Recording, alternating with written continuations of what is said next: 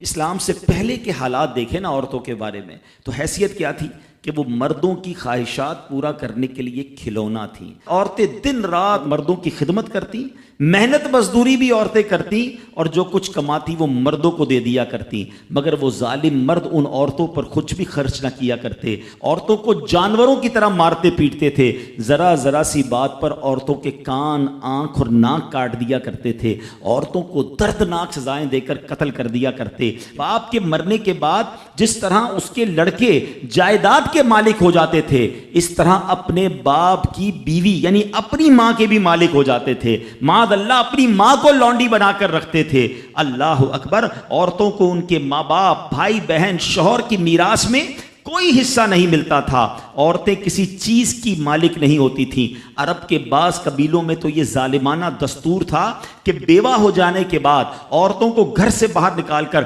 ایک چھوٹے سے تنگ اور تاریب جھونپڑے میں 1 سال کے لیے قید رکھا جاتا۔ کھانے پینے اور تمام ضرورتیں وہ اسی جھونپڑے میں پوری کیا کرتی تھیں۔ بہت سی عورتیں گھٹ گھٹ کر مر جاتی، جو زندہ رہ جاتی تو 1 سال بعد ان کے دامن میں اونٹ کی مینگنیاں ڈالی جاتی اور ان کو فورس کیا جاتا کہ کسی جانور کے بدن سے اپنے بدن کو رگڑیں، پھر اسی گندی حالت میں پورے شہر کا چکر لگایا جاتا تھا اور گویا یہ اعلان ہوتا تھا کہ اس عورت کی اب عدت ختم ہو گئی ہے۔ اللہ اکبر۔ ایسی ایسی رسمیں تھیں، ایسے رواج تھے۔ عورتیں بلبلاتی، روتی، تڑپتی، مگر ان عورتوں کے زخموں پر کوئی مرہم رکھنے والا نہیں تھا، کوئی فریاد سننے والا نہیں تھا۔ اللہ اکبر۔ 12 ربیع الاول کی صبح صادق کے وقت کائنات میں ایک ایسا نور جلوہ گر ہوا، ایک ایسی شخصیت آئی جہاں جس نے جہالت کے اندھیروں کو ختم کیا، وہاں ساری دنیا کی عورتوں کے لیے ایک ایسے دکھ کا مداوا بن کر آئے۔ نبی پاک علیہ الصلوۃ والسلام ایسے احکامات لے کر آئے،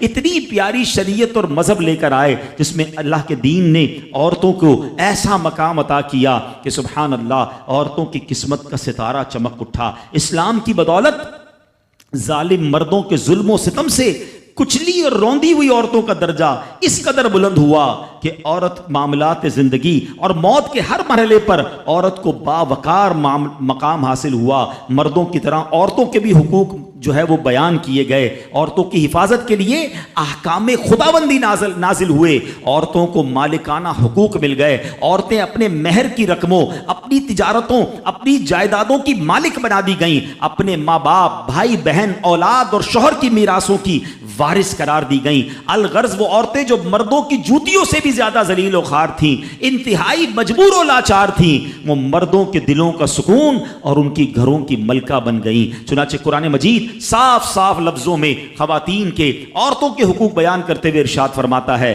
بسم اللہ الرحمن الرحیم، خلق لکم من انفسکم ازواجا لتسکنوا الیہا وجعل بینکم مودۃ ورحمہ۔